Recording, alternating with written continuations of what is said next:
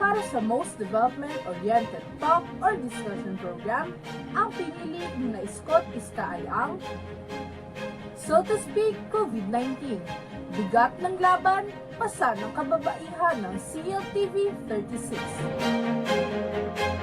Nais naming pasalamatan ang mga bumubuo ng UPLB Gandingan sa katalang iginawat ninyo sa aming programang So to Speak. Nais ko rin gamitin ang pagkakataong ito upang ipahayag ang taos-pusong pasasalamat at pagpapahalaga sa lahat ng mga women health workers at mga kababaihan sa mga komunidad.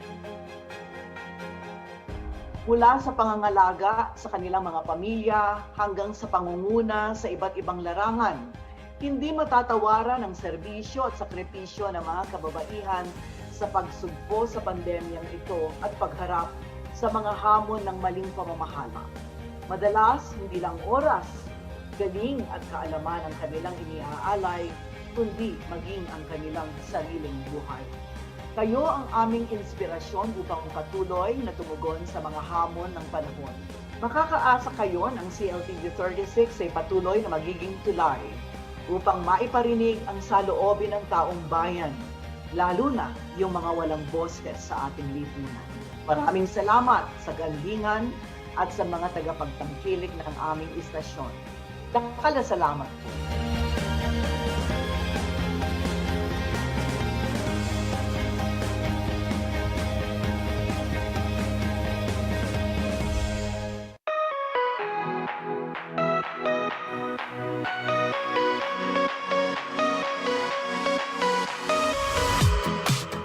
Welcome to TTKD Oktoberfest 2021!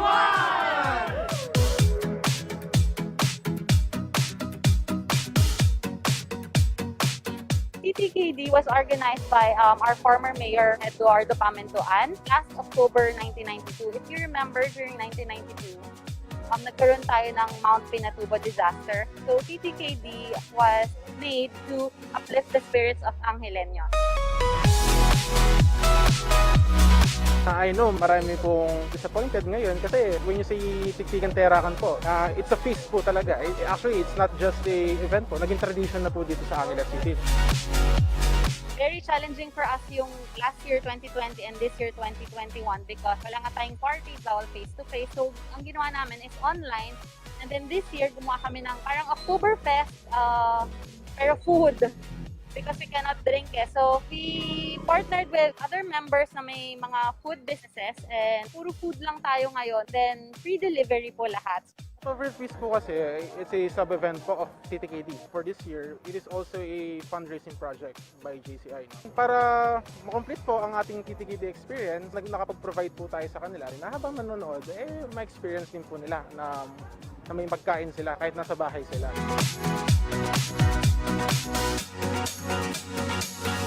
Maraming salamat po sa support nyo. And sa pag-supportan nyo pong ito, marami po tayong matutulungan. Community project po ng JCI sa mga scholars natin and sa mga relief po. And secondly po, sa mga lahat ng nag-orders, salamat din po dahil kung di po sa inyo, hindi magiging successful yung event. I hope na magustuhan nyo po and masuportahan nyo po yung mga nag-participate na restaurants po na mas makilala nyo sila.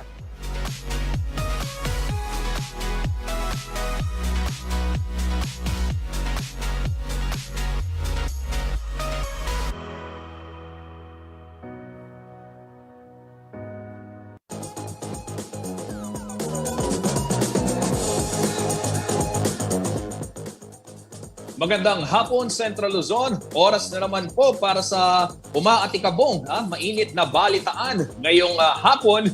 Ngayon ho ay November 10 at alas 3 na naman ho, gaya ho ng nakagawian natin. Samahan niyo ho kami habang kayo ay nagmimerienda at nagpapahinga pansamantala dyan sa inyong mga trabaho o kaya naman pag-aaral para doon sa mga kabataang estudyante.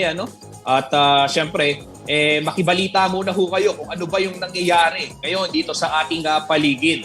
At syempre ho, makakasama natin mamaya-maya lamang yung ating mga masisipag na reporters dito sa CLTV, si Paulo G. Santos at si Rainiel Pawid. At sila ho ay nangalap ng balita na mainit na usapin ho ngayon. At siguro para magsimula na tayo sa mga maiinit na usapin, aanyayahan ko muna ho kayo. Kayo ho'y tumutok sa ating Facebook page. Magpunta ho kayo doon sa CLTV News at makikita ho ninyo doon. Meron tayong konting katanungan para sa ating mga tagapanood ngayong hapon. Dahil ito yung pag-uusapan ho natin. Simulan ko na. Pagsusuot ho ng face shield.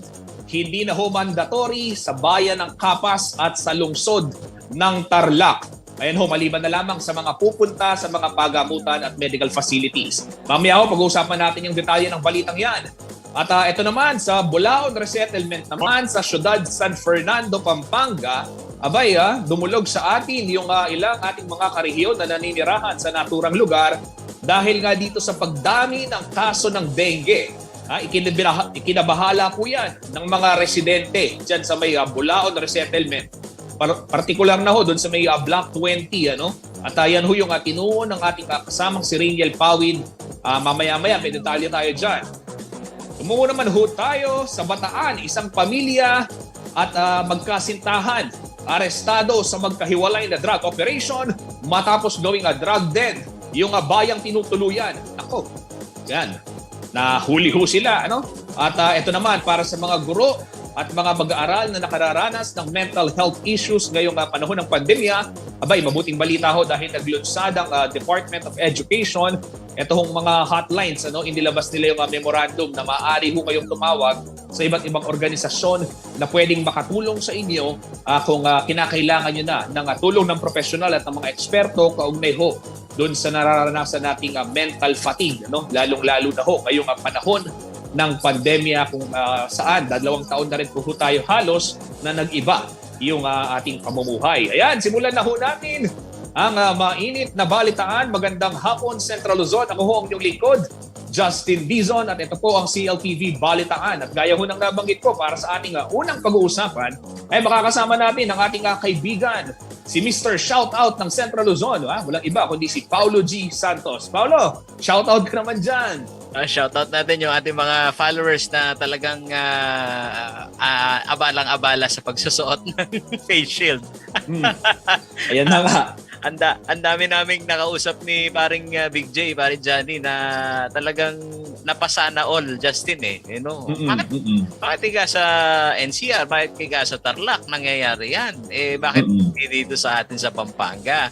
Shoutout dun sa mga kaibigan ho natin na yung kabuhayan, Justin, na aabala talaga sa pagsusuot ng face shield. Pero pansin mo naman sa ating ginagawa araw-araw, lagi ho kayong kasama sa amin pong pagbabalita. Yung sentimiento ho ninyo, yung mga nakikinig ho dito sa CLTV Balitaan na followers ni Kuya Justin, alam mo, pagka pinag-uusapan yung malapit sa kanila, Justin, ang daming nagbibigay ng reaksyon, di ba? Ayan na nga, tama ka dyan, kasamang Paulo. At siguro magandang simulan natin. Kailan ba lilift yung order o kailan ba ipinatupad itong bagong alituntunin, partikular dito sa malapit muna sa atin, mamaya natin tunguhin yung NCR dahil alam ko importante may mga kababayan tayong nagtatrabaho sa Metro Manila at madalas araw-araw yung iba bumabiyahe patungo dyan, pero dito sa ating bakuran mismo dito sa Central Luzon, sa bayan ng Capas, sa Tarlac, inanunsyo ni Mayor Raycat, di ba? At dyan sa may Tarlac City naman, si Mayor Christy Angeles, sinabi nila na hindi na kailangang magsuot ng face shield. Tama, Kuyang Paulo? Oo, Kuya Justin, simula kahapon, November 9, hindi na mandatory ang pagsuot ng face shield sa Capas, Tarlac at Tarlac City. Halos isang araw lang yung pagitan, Justin, na implementasyon naman ng ilang mga metro o yung lahat ng Metro Manila mayors. Sumabay naman ito kinabukasan.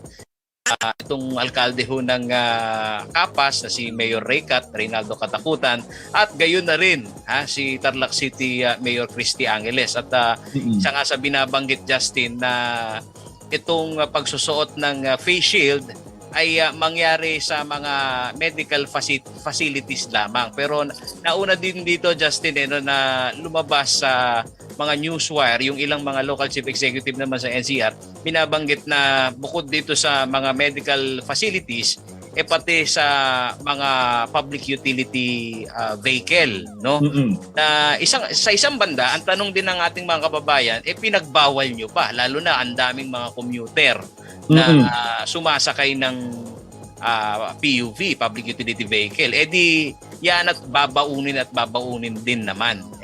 Pero isa rin sa tinitignan naman, Justin, itong mga local chief executive na yung mga yung mga constituent na nila nagtatanong. Sabi ko nga sa iyo, daming napapasana all. Bakit ho dito hindi ho ninyo o di kayo magbaba ng executive order? Pero eto nga, Justin, kinikilala naman ng ilang mga local chief executive, particular na dito sa Pampanga, yung kapangyarihan naman ng IATF, na lead agency sa pagbalangkas naman ho nito pong mga pambansang pulisiya, kaugnay ho nitong pagpapatupad ng health and safety protocol. Just.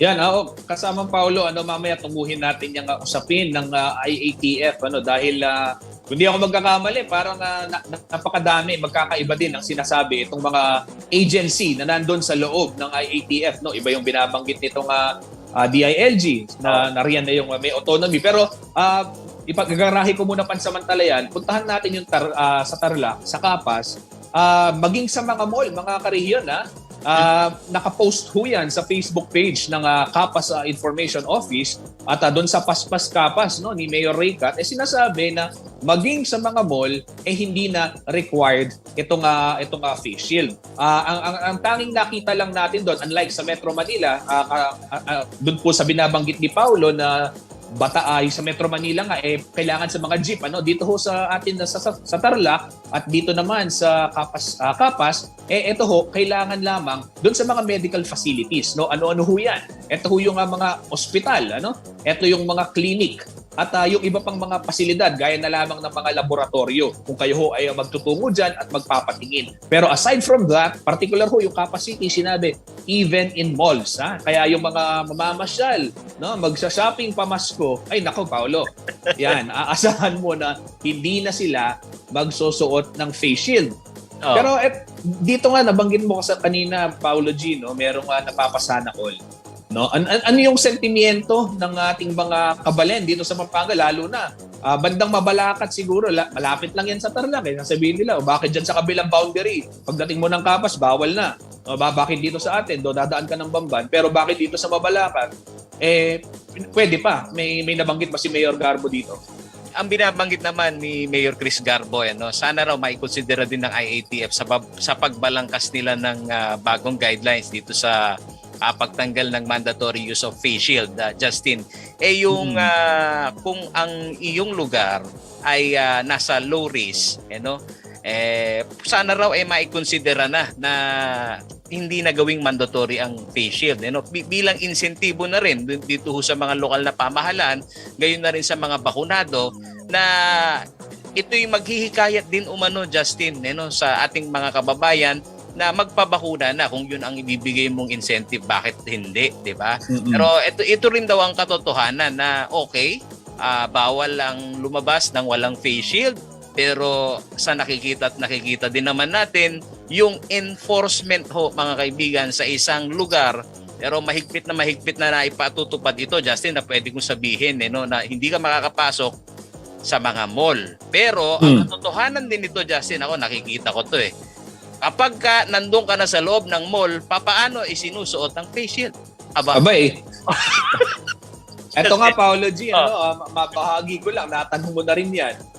Ako personal, dahil sinasabi nga nila, ito naman hindi na kailangan, merong ganong, kung matatandaan mo, merong atas si Pangulong Duterte na ganyan Yung maliban na lamang kanya sa mga indoor at mga crowded areas, So, natanong mo, paano sinusuot? Alam mo ba, Paolo G, dahil ako hinihingal ka kamakailan dahil sa pagod at siguro sa bigat kong ito.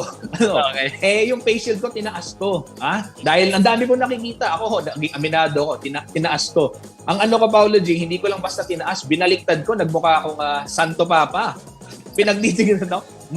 Ganon yung, kahit yung ibang nakakasalubong ko, Paolo, ganon ang pagkakasuot nila ng face shield, tinataas. Siyempre, pagkatapos kong ganonin, binalik ko na rin sa dati dahil nga, alam naman natin, mandato pa rin ho ito ng pamahalaan. Pero, gaya nga ng nabanggit mo, napakaluwag din ng enforcement, Paolo? Correct. Punta ka na nga lang sa market sa palengke. Ayan, i-backdrop natin sa Pampang Market. Shoutout to sa mga namamalengke tuwing umaga. Makakita dyan na maayos ang pagkakasuot ng face shield. Magkano ba yan muna? Magkano muna ba yung face shield? Kasi yung sa akin nabili ko, kung di ako nagkakamali, nasa tigki 15 yun eh. Yung pinakaunang unang version ng face shield. No? Merong mga mahal na nasa 100, 150. Pero hindi ko na binili eh. Mas mura na lang eh.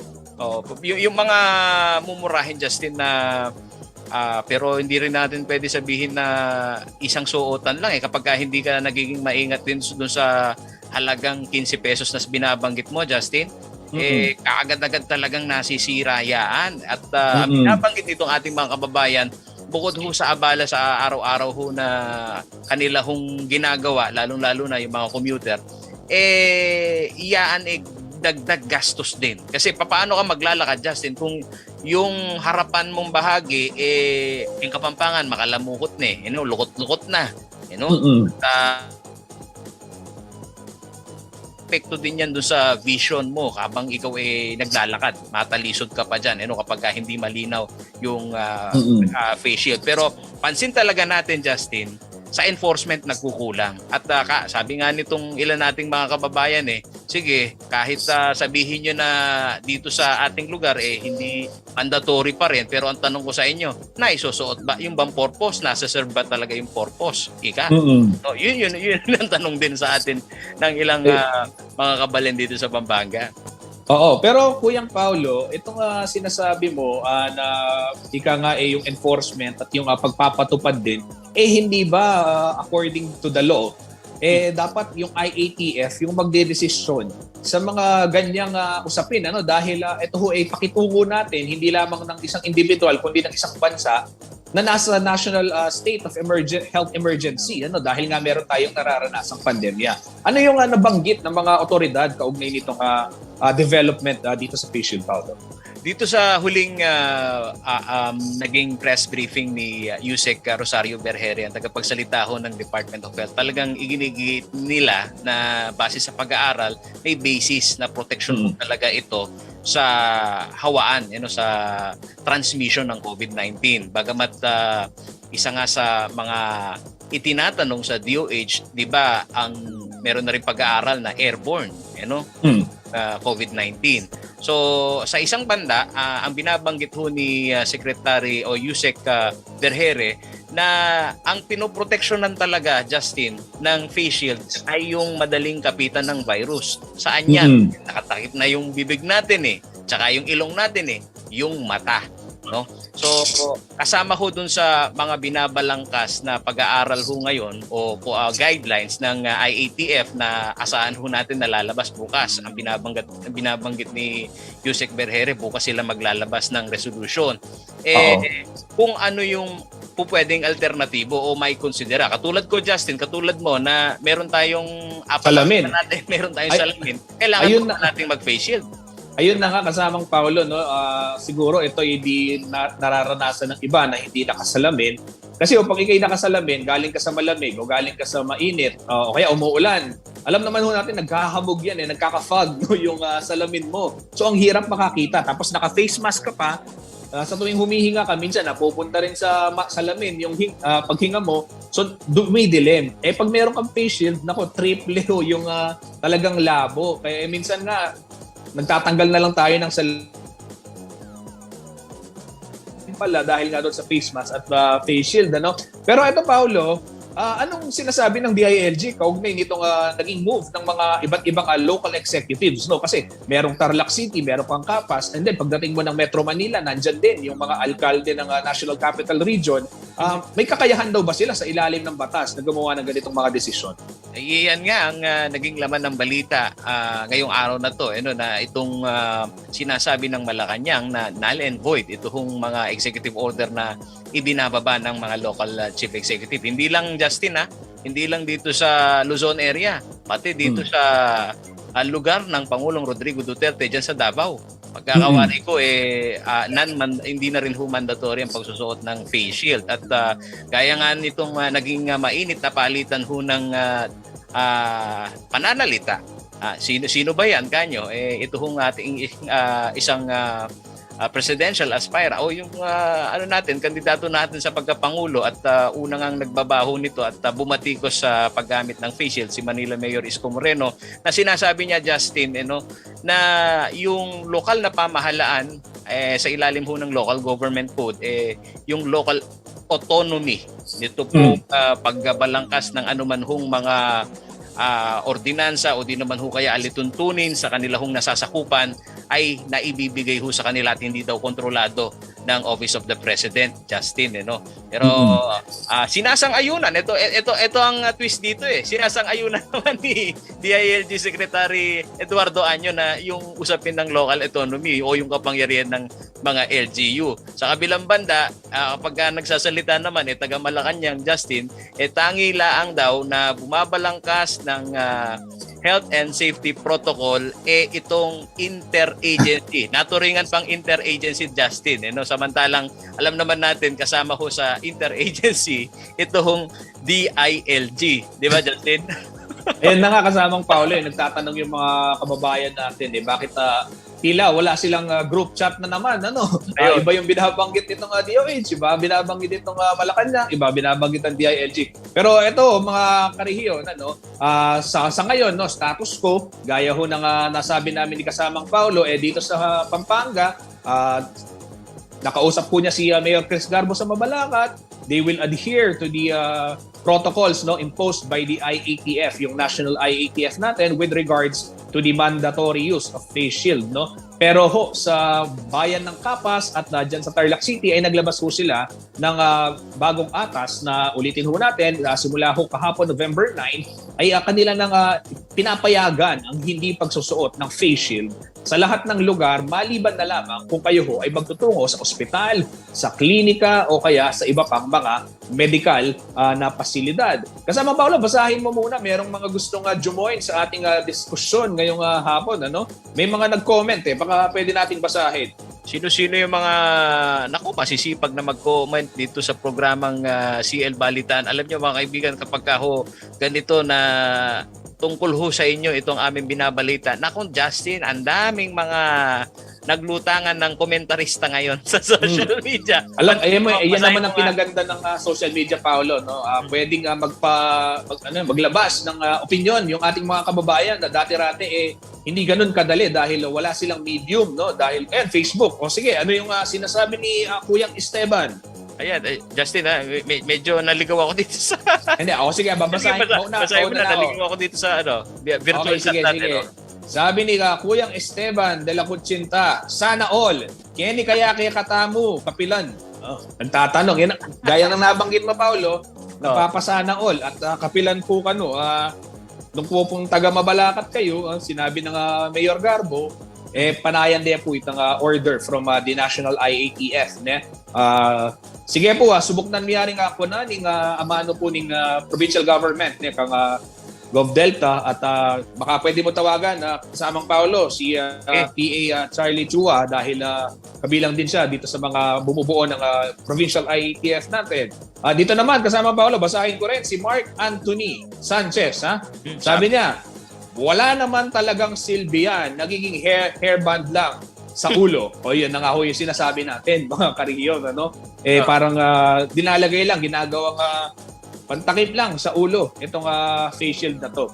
Pero kasamang Paulo, dito sa Pampanga, siguro maganda sundan natin yung magiging development at baka kasi alam mo naman maraming mga puntahan dito, maraming lugar na pasyalan at yung public places, kung ipagbabawal, baka naman din merong makita. Pero isa hong malinaw, sinasabi ng DOH at ang mga eksperto, panatilihin ho yung pagsunod sa mga physical distancing protocols, yung mask, wearing a face mask at syempre yung hand hygiene natin. Pero Paolo, bago ko makalimutan pala, sa Metro Manila, ano yung latest kaugnay nitong mga face shield na to? Dahil may mga kaibigan tayong madalas ang pagbiyahe, kagaya na lamang ni Kuyang Paul Bara, na minsan nauwi yan ng Sampaloc.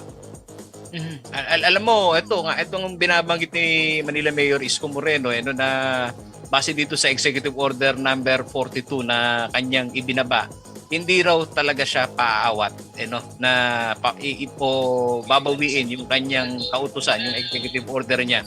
At naging mainit yung kanilang palitan ng pananalita ni Presidential Spokesperson Harry Roque na ang banggit nga naman niya, null and void itong mga executive order na ibinaba ng mga local chief executive. Pero isa dito sa iginigiit ni Manila Mayor Isko Moreno, Justin, and I quote Moreno, "It is very clear under Section 16 of the Local Government Code, the power is vested to local chief executive with regard to the general welfare of our people." So iginigiit niya talaga, Justin, na sa usapin ng kapangyarihan na o magpatupad ng anuman hong mga alituntunin, sila hong mga nasa local chief executive, andun daw yung kanilang otonomiya, Justin, para magpatupad ng kautusan. At nakikita din naman natin ito, Justin, di ba?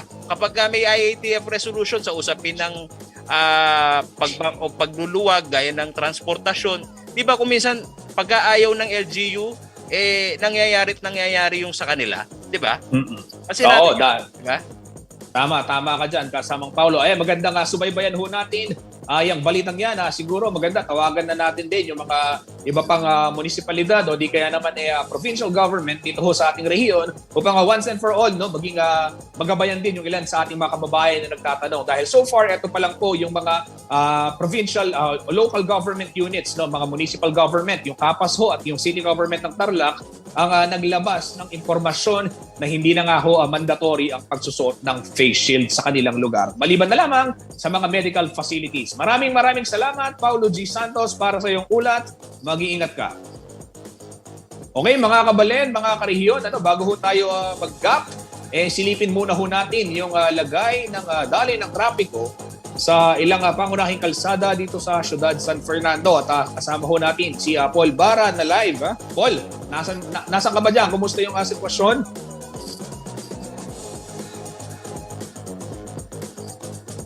Okay ba? Kaya ba?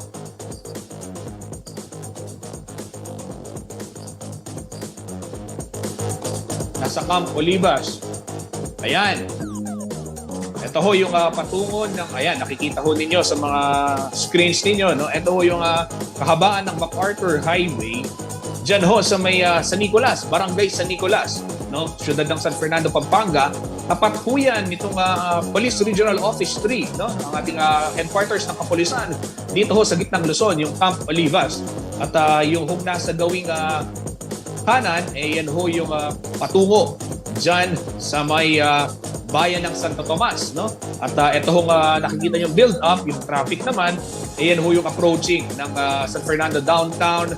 At kung gagawin ka ng kanan, ay dyan naman sa Del Pilar at kita pong Bayong Palengke. Gagawan din po yung dalan, medyo matraffic. Kita pong Mapali Buntong, Mimingat. Magbabalik ho ang CLTV Balitaan.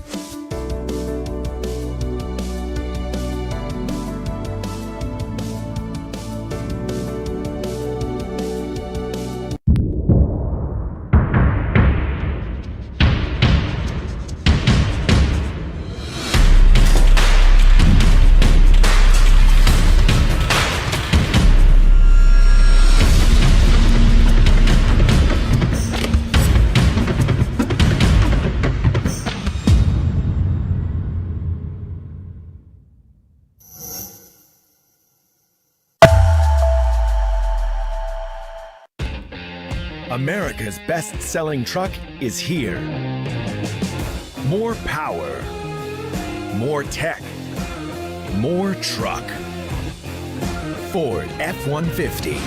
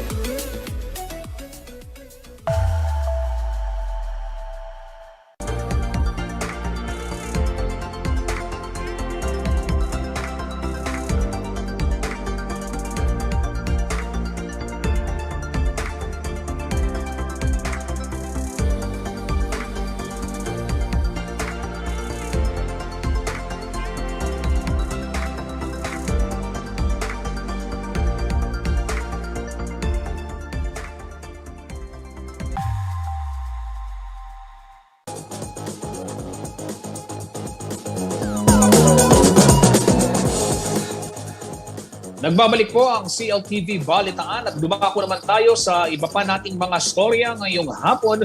Makakasama ho natin si Rainiel Pawid, live na nag-uulat. Ito ho yung balita na kanyang tinutukan. Ito yung pagdulog ho ng ilang mga residente ng Bulaon Resettlement dito sa Ciudad San Fernando, Pampanga sa CLTV News. Kaugnay ho nung dumadaming kaso ng dengue sa kanilang lugar. At ang ilan ho sa kanila ay nababahala na dahil syempre naman, maliban sa COVID-19 pandemic, ay may dengue pa na kailangang alalahanin. Rainiel, kumusta yung pagbisita sa Bulaon? Unang tanong ko, ikaw ba'y hindi nakagat ng lamok? Kasi alam mo naman, kung uso ang dengue doon, dapat kaya pala naka-long sleeves ka. Dahil nagpunta kayo. Tama yan. Pero kumusta yung sitwasyon doon ngayon? Kasama Justin, regarding dyan sa tanong mo, kanina nga nagbibiroan at nabanggit ng ating cameraman na si Kuya Art na nakagat daw siya sa braso. So, dali-dali kaming nag-pull out dun sa lugar dahil 10 na yung tinatamaan nga ng dengue doon sa Bulaon Resettlement. So, nangamba na ngayon yung ilan doon or karamihan sa mga residente nito dahil hindi biro yung 10 kasamang Justin sa nakalipas lamang na ilang linggo.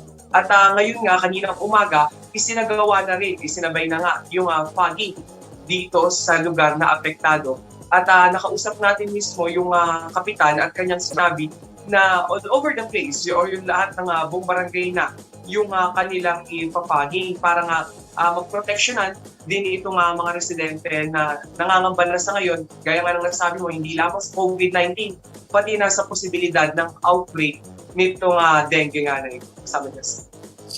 Rainiel, itong mga tinatamaan ng dengue na nabanggit mo, kung yan ay 10 at hindi naman mababang bilang sa iisang lugar, ano-anong mga edad na bibilang itong mga naging pasyente ng dengue? Kasama Justin, karamihan sa mga nakausap natin, actually 3 doon sa tinamaan. Yung mga magulang nakausap natin, sila ay mga edad 1 hanggang 12. So mga bata pa. Kaya ngayon ang pangamba nila dahil ang dengue, tumataas din, nagpo-40 nga daw yung kanilang lagnat ng mga bata. So nangangamba rin itong mga magulang kung dengue pa ba to, ibang sakit, o yung mas kinatatakutan nga na COVID-19. Ngayon, tinanong din natin yung punong barangay kung ano nga ba yung kanilang gagawin hakbang para naman maibsan itong pangamba nitong ilang mga residente dito. Yung bukod sa fogging, inilunsad na rin yung Oplan Linis lugar o yung Oplan Linis barangay na twice a week na raw nila gagawin. Which is for me, hindi siya bago dahil kailangan naman talaga everyday maging malinis yung bakuran. Pero ito, may specific target siya kasamang Justin. Ito nga yung mga lugar na pwedeng pamugaran o pangitugan nitong mga Aedes aegypti o yung mga lamok na carrier nga nitong dengue virus. So, titingnan nila yung mga nakastock na gulong, mga bote na nalagyan ng tubig, at higit sa lahat, yung mga kanal ay pananatilihin ding malinis kasama niya. Rainiel, siguro maganda na i-describe mo sa amin yung komunidad na iyong pinuntahan para din magkaroon ng ideya itong ating mga kababayang nanonood, ano, at ano yung nakita mo? Kasi kung yan nga, nakapagtala na ng 10 kaso ng dengue, ibig sabihin, meron talagang namumugad ng mga lamok at mga kitikite, ano, dyan sa lugar, no? At gaya ng nabanggit mo rin, sinasabi ni Kapitan na magkakaroon ng offline linis twice a week. Sa kasalukuyan ba, ano yung sitwasyon? Paano ba yung dating ng mga, nasilip mo ba yung mga kanal? O yung di kaya naman yung pwesto ng mga bahay? O may mga pasusukal na area ba dyan? Maganda rin siguro makapag-roll tayo ng video, no, para din makita nitong ating mga tagapanood yung dapat nilang iwasan din, no? Lalo na ho, ngayong panahon na maraming sakit dyan at syempre pag nagulan, alam naman natin. Kasama Justin, tama ka, no? Pagdating sa lugar, ang tinitignan nila ngayon is yung mga masasukal na parte. At nito mga nagdaang panahon ay nagkaroon na rin ng sunod-sunod na pagulan, tinitignan din nila yung mga na-impact na bote, galon, o ano mga uri ng gulong na pwede nilang itapon na yung tubig, no? Ito yung mga main reason na tinitignan nila kung bakit nagkaroon nga nitong mataas na kaso ng dengue. So, pagdating naman doon sa sitwasyon ng mga kanal, maayos pa naman, pero ang nais ng barangay ay maging free ito sa anumang kalat. O pwede nga rin nilang gawin daw ay kung maaari ay walisin na rin mismo, no, pati yung kanal para nga maging malinis na yung buong kapaligiran. So ito hindi lang nila ginagawa para lang sa sarili nilang komunidad, sa sarili nilang barangay. Hinikayat na rin nila yung mga katabi pang barangay para nga hindi na rin magdipana itong mga lamok na carrier ng dengue virus. Kasama kasi. Oo. Rinal, maliban dyan, ano, ito bang barangay officials natin dyan sa may barangay Bulaon, ano, nakipag-coordinate na ba sila dyan sa ating City Health Office upang sa gayon matutukan din at magabayan din sila doon sa kanilang tamang krusada laban sa dengue, no? Kasi yung DOH din, may kampanya din kaugnay ng dengue. Yes, kasama Justin, tama ka dyan, no? Nung araw na tumataas na nga yung kaso ng dengue, nakipag-ugnayan na itong kapitan mismo doon sa Rural Health Unit, doon sa head ng Rural Health Unit. At yun nga na pag-desisyon na gawin na yung fogging. Yung fogging, isa ito doon sa ikinakampanya na 4S campaign kontra dengue ng Department of Health. Una ay ang SIC at una ay ang search and destroy. Hahanapin nga kung saan namumugad itong mga lamok, saan sila nangingitlog. Pangalawa ay yung SIC professional health, no? Kung tinamaan na ng dengue, pumunta na sa pinakamalapit na pagamutan para hindi na lumala pa yung sakit. Pangatlo naman kasamang Justin, ito nga yung sinasabi nila na spray on designated or yung hotspot area, yung foggy, na yun ginawa na nga nung barangay. At meron pa yung tinatawag nila na self-protection. Ito naman yung pagsusuot nga ng mga may manggas na damit at gaya ng suot mo rin ng mga insect repellent. Yes, gaya ng suot natin na long sleeves, no? Pero ayun nga, hindi na lang tayo umiiwas ngayon sa COVID. Pati yung dengue sa pinupuntahan nating mga lugar, iniiwasan na rin natin. Kasama Justin. Okay, Rinal, ito, no, maganda naman na nabanggit mo isa-isa yan dahil yung mga kababayan natin na namamalagi sa kanilang mga tahanan. Alam mo kasi, Rinal, no, nauuso ngayon yung, actually medyo matagal ng uso, yung pagiging minimalist, no? Doon sa mga kaedaran natin at maging doon sa mga ibang mga kuya at tito-tita rin natin. Ito ho yung pagtatanggal ng mga gamit na hindi na talaga ginagamit. Kasi may mga iba tayong mga karehiyon, no, mahilig mag-imbak ng mga gamit, no, for some reasons. No, siguro pwede lang itago, gagamitin nila sa mga susunod na panahon o nandyan lang. Minsan yung mga gamit na natatambak, eto rin minsan pinamumugaran ng kung ano-ano gaya na lamang ng lamok. Kaya siguro ho, dahil nasa bahay din kayo at gusto nyo nga maging Maricondo, no, Rinal, paborito yan ni Ma'am Sonia yang si Maricondo. Minimalist. Maging minimalist, baka pwede nyo pag-aralan din, no, na yung mga bagay na halimbawa na lamang, tinatago nyong garapon na hindi naman na nagagamit yung garapon at minsan nakabaliktad pa o nakabukas. Iyan ho talaga, number one. At yung mga plantita, ito, Rainiel, kung ikaw may maglalagay ng halaman sa loob ng iyong bahay at mayroong tubig yan o tinutubigan mo yan, abay dapat regular ho yung pagpapalit nyo ng tubig dyan sa mga vases ninyo or dun sa mga paso, no, yung pinagdiligan. Ano pa ba rin yan yung mga naging payo ni Kapitan, no? doon sa mga kabalin, ang karehiyon natin dyan sa Bulacan para sa gayon hindi na rin pa talaga mapalala pa yung sitwasyon at makontrol itong dengue, pagkalat ng dengue sa kanilang lugar. Kasama Justin, no, bukod nga doon sa fogging, ay yung tamang paglilinis doon sa kasulok-sulukan ng kanilang bahay. At nagtanong din tayo sa ilang mga eksperto, no, kasama Justin. Nabanggit mo na rin yung mga plantito at plantita. Hindi naman po sa pinipigilan namin kayo na mag-ward o mag-divert ng inyong mga ginagawa ngayon sa paghahalaman. Pero ang ilan sa kanilang mga payo ng mga mga certified plantito at plantita natin dito sa Pampanga ay haluan na rin ng ilang mga halaman na nakapagtataboy ng lamok, gaya na lamang ng mga lemongrass, mga tanglad, ganyan, no, mabisa raw umano ito na pantaboy sa mga lamok. Ngayon, kasamang Justin, tinanong natin sa DOH kung ano pa ba yung mga pwedeng gawin. Tama yung sinabi mo, no, yung mga gamit na hindi na po napakikinabangan sa mga bahay, maaari natin itong i-recycle or i-upcycle para naman mas makabubuting bagay, or hindi kaya ay itapon na po sa mga waste facility natin para hindi na nga siya mag-cause o maging pugad pa nitong mga lamok na carrier ng dengue virus. Kasama Justin. Ayan, maraming salamat, Radiel Pawid. Nabanggit mo yung halaman na pamontra sa lamok. Siguro, baka naman sa Pasko ay marigaluhan mo ko noon. Alam mo naman, plantito rin tayo. Okay, maraming salamat, Radiel Pawid, at mag-iingat ka. At huwag ho kayo magpapahagat ng lamok, Radiel, Art, at mga kaibigan natin dyan.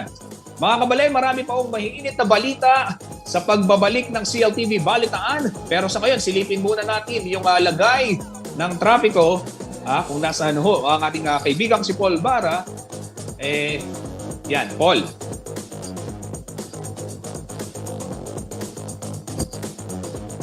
Yan, habang iniintay ho natin si Paul, paalala lang ho ng DOH, no? Sundin ho yung kanilang payo. Kaugnay ho nitong pagpapanatili ng kalinisan sa kanilang mga lugar. Minsan ho kasi yung ating mga kababayan, no, dahil nga gawa ng marami ng gawain, busy, no, sa trabaho at kung saan-saan, minsan nakakaligtaan na silipin yung mga sulok ng kanilang tahanan na madalas pamugaran ng lamok. Ito ho krusada, hindi lamang ng isang tao kundi ng komunidad, no?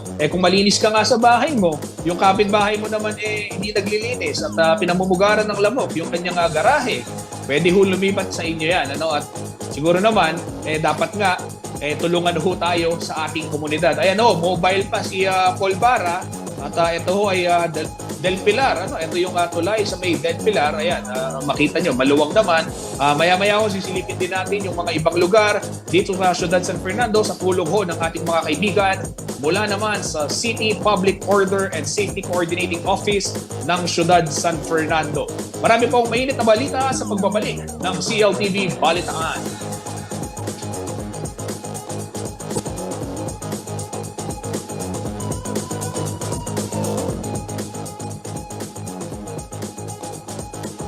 Bilang leader, dapat laging malinaw at nagsisimula ang lahat sa malinaw na paningin. Ang iBerry ay dietary supplement na may iBright Flower Extract at Bilberry Berry. Ito ang malinaw para sa akin. Mahalagang paalala, ang iBerry ay hindi gamot at hindi dapat gamitin panggamot sa anumang uri ng sakit.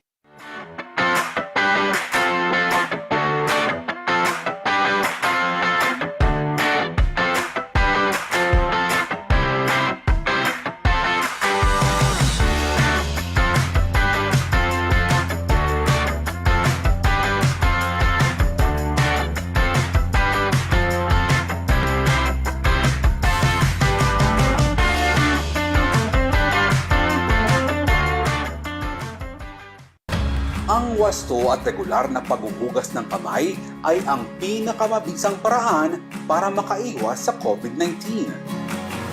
Sundin lamang ang mga simpleng hakbang. Hugasan ang inyong mga kamay gamit ang sabon at tubig. Kuskusin mabuti ang inyong mga kamay. Magsimula sa palad hanggang sa pagitan ng mga daliri at likod ng kamay. Gawin ito sa loob ng 20 segundo. Panlawang mabuti ang inyong mga kamay at patuyuin ito gamit ang malinis na tuwalya. Laging tandaan, ang tubig ay sandata laban sa COVID-19. Ugaliing maghugas ng kamay sa wastong pamamaraan. Ang paalalang ito ay hatid sa inyo ng Prime Water.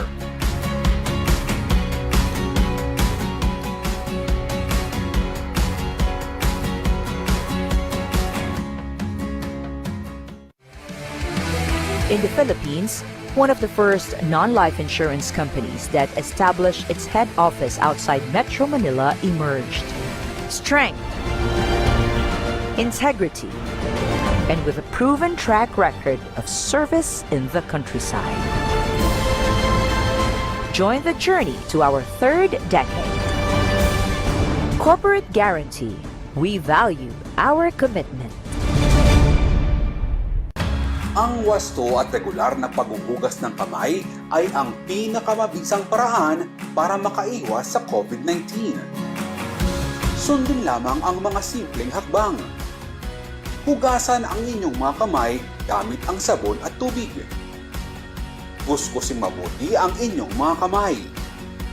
Magsimula sa palad hanggang sa pagitan ng mga daliri at likod ng kamay. Gawin ito sa loob ng 20 segundo. Panlawang mabuti ang inyong mga kamay at patuyuin ito gamit ang malinis na tuwalya. Laging tandaan, ang tubig ay sandata laban sa COVID-19. Ugaliing maghugas ng kamay sa wastong pamamaraan. Ang paalalang ito ay hatid sa inyo ng Prime Water.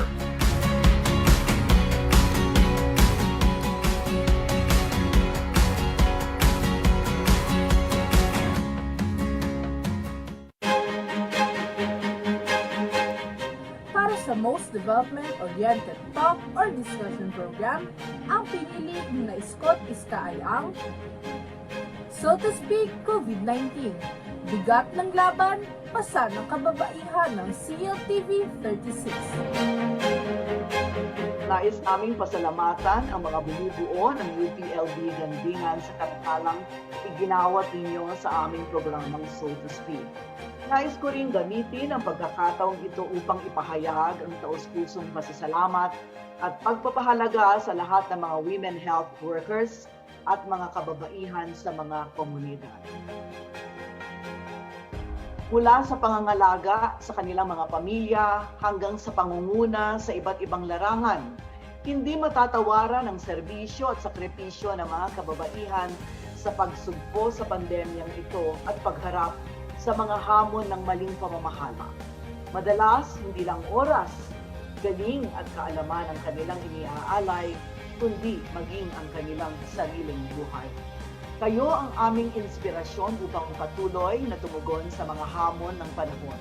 Makakaasa kayo ng CLTV 36 ay patuloy na magiging tulay upang maiparinig ang saloobin ng taong bayan, lalo na yung mga walang boses sa ating lipunan. Maraming salamat sa galingan at sa mga tagapagtangkilik ng aming istasyon. Dakal na salamat po.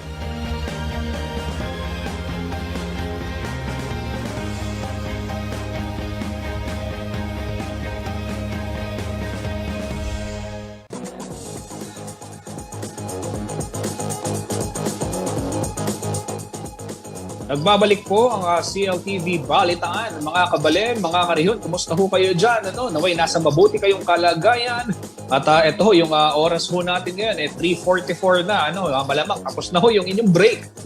Para doon sa mga nagtatrabaho at yung mga nasa bahay naman, relax muna ho kayo at manood ng mga balita na dapat ninyong malaman para matulungan ho kayo sa inyong pagdedesisyon sa pang-araw-araw. At speaking of balita, ito ho, sa lalawigan ng Bataan, huli ang magkakapamilya at dalawang magkasintahan sa magkahiwalay na buy-bust operation na isinagawa ng mga otoridad.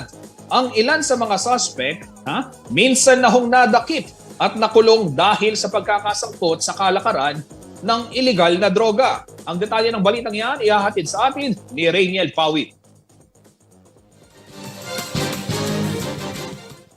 Sinalakay ng mga operatiba mula sa Philippine Drug Enforcement Agency at Philippine National Police ang bahay na ito sa Barangay Bilolo sa Orion, Bataan. Ito'y matapos mapag-alaman na ginawa itong drug den ng mismong pamilyang nakatira rito.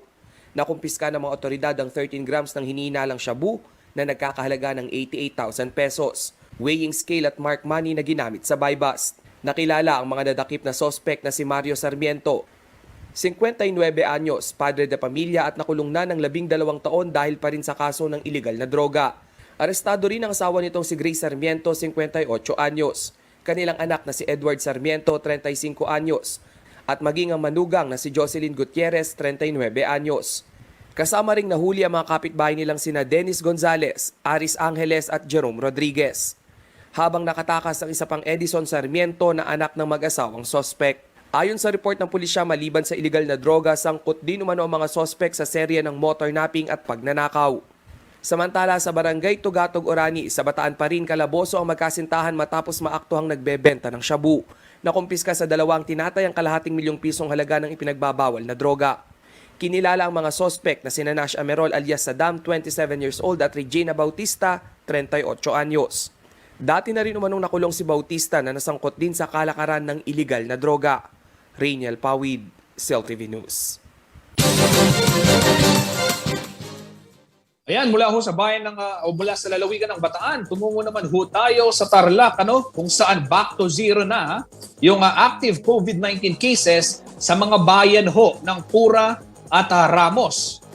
At ito hong ating sa kabila ho ng gumagandang COVID situation dito sa ilang bahagi din ng bansa, nagpaalala ho yung ating kagawaran ng kalusugan na manatili pa rin tayo mapagmasid, no, at mapagbantay at siyempre mag-ingat tayo dito sa mga posibleng pagkuhanan ng COVID-19 yung virus na novel coronavirus at maiwasan ho yung surge, no, at yung local transmission sa mga lugar. Panoorin ho natin ang balitang ito.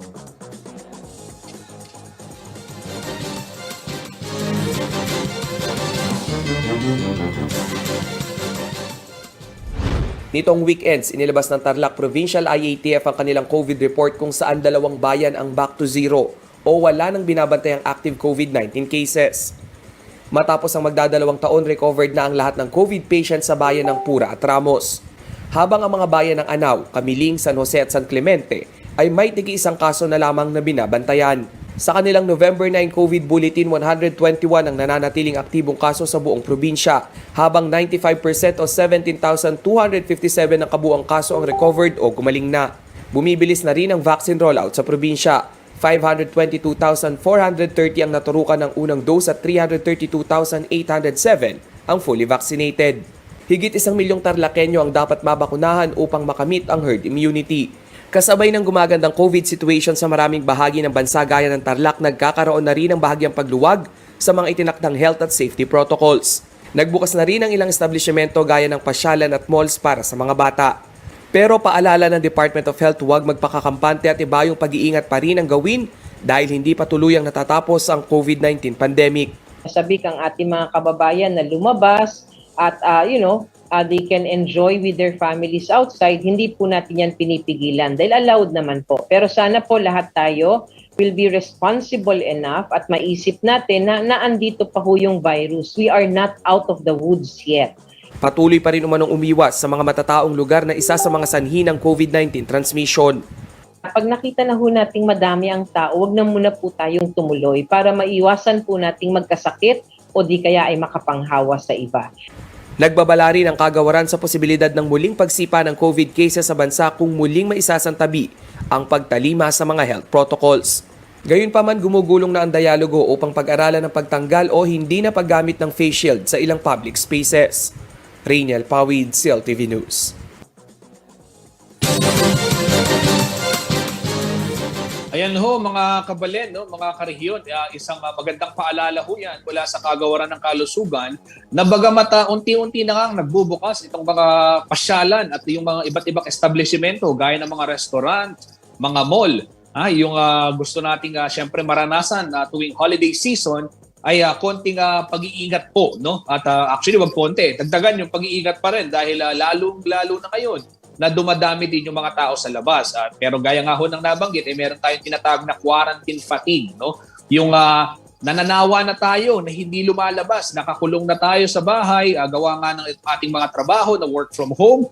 Yung iilan naman, bawal talagang lumabas. Ay nako, mahirap din ho yan at hindi naman ho kasi biro din yung manatili sa bahay. At Katunayan nga ho, yung mga guro at ilang mga estudyante na hindi pa rin nagbabalik sa eskwela na physical, yung tinatawag nating physical learning, ay minsan nakararanas na ng iba't ibang problema sa mental health. Kaya naman ho yung DepEd ay naglabas ho ng mga hotlines kung ano yung pwedeng tawagan. Para ho sa balitang yan, babalikan ho natin, manatili ho kayo nakatutok sa CLTV Balitaan at para malaman ho ninyo kung saan kayo pwedeng tumawag kung kailangan nyo na ng professional help kaugnay ho ng mga mental health problems.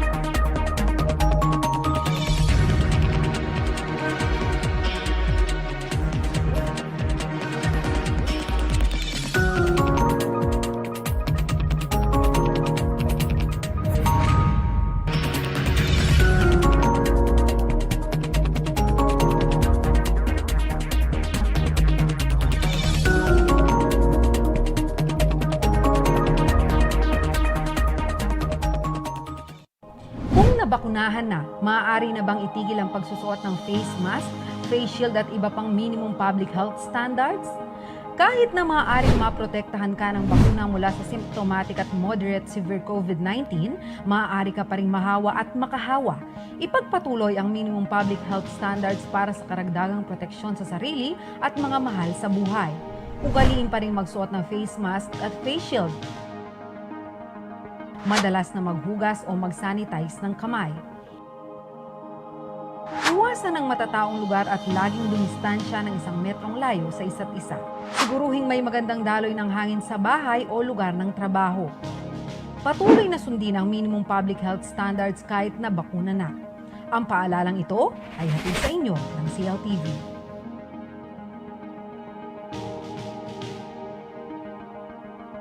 Magandang araw! Maya Payaldo, mga Bataenyo! Mapapanood ang Central Luzon TV36 sa Bataan sa pamamagitan ng ating cable partners. Mabuhay Cable TV Analog Channel 57. Bataan Space Cable Network Analog Channel 43. Central Luzon Cable Television Network Analog Channel 75, Analog Channel 66, at Digital Channel 36. Malasimbu Cable TV Corporation Analog Channel 41. Hermosa Cable TV Company Analog Channel 71. Kaibigan, tutok lang sa Central Luzon TV 36.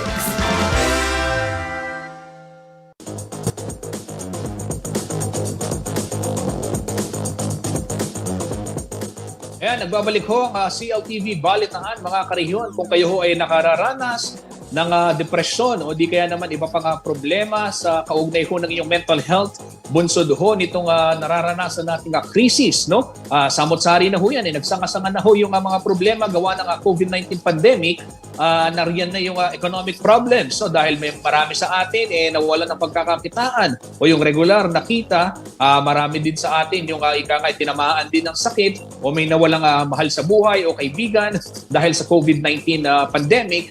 Siyempre ho, lahat ng ito ay nagpa-pile up, no, sa ating pag-iisip, no, at maging yung mga mag-aaral at mga guro na nagtatrabaho sa mga pampubliko at maging pribadong paaralan, lalo na ho ngayong nasa bahay lamang sila o yung iba, yung mga guro nagtutungo naman sa mga schools, no, sa mga paaralan para yung paghahanda ng mga module, hindi rin biro ho yan, no, at talagang nakakapagod, nakaka-stress. Kaya ho itong ating kagawaran ng edukasyon naman, ay naglabas ho ng memorandum at ito ho ay pinablish ho nila yung mga hotlines, no, na mga pwede niyong tawagan kung sakali ho kayo ay makaranas ng problema sa mental health, no. Ano ho ba yung mga problemang ito? Ito ho yung depression, anxiety at iba pa, no, na sa tingin ninyo ho ay kailangan nyo na ng tulong ng mga profesional. At wag ho kayong mahihiyang tumawag dahil normal lang ho ito, bahagi ito ng ating pagiging tao. At ano ba yung mga numerong ito? Ayan, panoorin ho natin sa ulat ni Jennifer Salenga.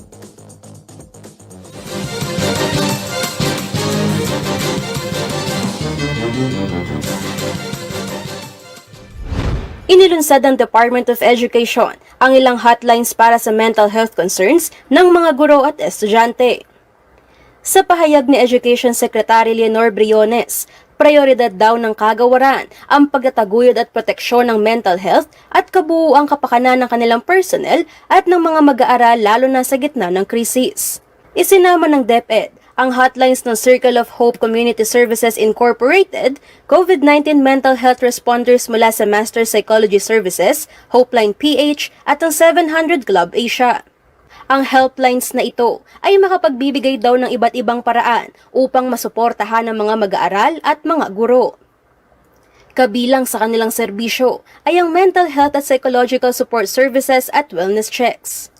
Ayon sa DepEd, ang paglalabas ng hotlines ay nakalinya sa provision ng Mental Health at Psychological Support Services sa DepEd Order No. 14 Series of 2020 o ang Guidance on the Required Health Standards in Basic Education Offices and Schools. Dagdag pa ng DepEd, lahat ng hotline ay i-update kada Marso at Oktubre ng taon. Samantala, tumaas naman ang suicide cases sa Pilipinas itong nakaraang taon.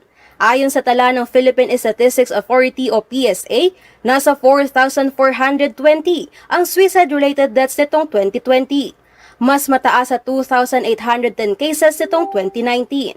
57% na mas mataas ang kaso nitong nakaraang taon. Iniulat din ng National Center for Mental Health na dumoble rin ang kanilang natatanggap na tawag mula sa mga suicide-related calls itong nakaraang taon o ang simula ng COVID-19 pandemic. Maaari namang makita ang buong listahan ng hotlines sa website ng DepEd. Kung kayo ay may pinagdaraan ng problema at kailangan ng tulong ng profesional o di kaya ay may kakilala na nakakaranas ng depresyon at iba pang mental health issues at kailangan ng tulong, maaaring tumawag sa mga numerong naka-flash sa screen. Angelica Cara, CLTV News.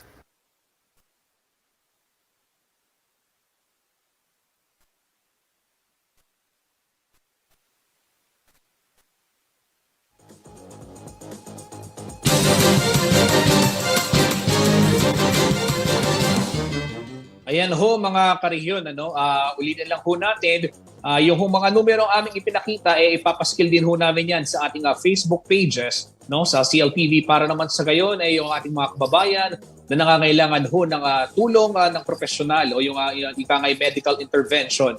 Kaugnay ho ng pinagdadaanan sa mental health ay hindi ho kayo mag-atubili or malalaman ninyo kung saan kayo kailangang tumawag dahil gaya nga ho ng nabanggit ho natin, normal ho yan, gaya ho yan ng physical health, no? Katulad din yan ng ating kung tayo ay may sakit, may lagnat, inubo, o di kaya naman may diabetes, hypertension, nagpapatingin tayo sa doktor. Ganun din ho yung depression, anxiety at iba pang mental disorders, no? At para ho dun sa mga kababayan naman natin na may kakilala na nangangailangan ng tulong, wag ho tayong maging wag ho natin silang kalimutan. Let's learn how to reach out din. Kausapin ho natin yung ating mga kaibigan, kumustahin yung ating mga kapamilya, mga kaibigan, at maging mas mabait ho tayo dahil lahat naman ho ay may pinagdadaanan ngayong panahon ng pandemya. At speaking of pandemya, patuloy pa rin ho yan. Pero nga ho ng mga eksperto, kung makamit natin itong herd immunity, maabot natin ito, eventually, sana magbalik na rin ho tayo dun sa mga dati nating gawain. At isa ho sa mga gawain na yan, yung pamamasyal, at pagbabalik sa trabaho. At dahil dyan, silipin natin yung mga nagtutungo ng mga pasyalan o yung mga malls dito sa syudad ng San Fernando, at sa bayan ng Mexico. Ito ho yung kuha ng ating kasamang si Paul Barra dyan sa may kahabaan ng Jose Bad Santos Avenue sa pagitan ho yan ng dalawang malls, kunwari ayoko sabihin pero alam naman ho natin, yan ho yung SM at Robinsons, magkatapat ho yan. At syempre yan ho yung NLEX interchange, no? Yung pasok po ng NLEX patungo naman ng Maynila at dun sa kabila naman ay yung papunta ng Norte, Angeles City, Tarlac. Ayan. So, maluwag na maluwag, ano? Pwedeng mag-skateboard si Choi Choi dyan sa may kalsada ngayon dahil maaga pa. Mamaya ho, gaya ho nang nabanggit ko, ano? Sisilipin natin yung iba't ibang lagay ng daloy ng trapiko sa mga pangunahing kalsada dito sa Siyudad San Fernando at syempre katulong ho ng ating mga kaibigan sa CIPOSCO, yung City Public Order and Safety Coordinating Office ng Siyudad San Fernando. Mga karehiyon, time check, 4:01 na ho. Magpapaalam na ho ang inyong likod, Justin Dizon. Pero tuloy-tuloy ho tayo sa balitaan. Kung nais ho ninyong mapanood ang programa ng CLTV, ay pwede ho kayong magpunta dito sa ating YouTube channel at CLTV36 Official at syempre yung ating website www.cltv36.tv. At nariyan din ho yung ating mga social media kung saan panay-panay ho ang ating pagpo-post ng mga update na importante at may kinalaman ho sa mga mamamayan ng Central Luzon. Samahan ho natin mamaya, 6:00 ng gabi, ang ating kaibigang si Jennifer Salenga para naman sa CLTV News. Kasama po ang buong pwersa ng CLTV News and Current Affairs. Ako po si Justin Dizon. Mag-iingat po tayo mga karehiyon. Maraming salamat po.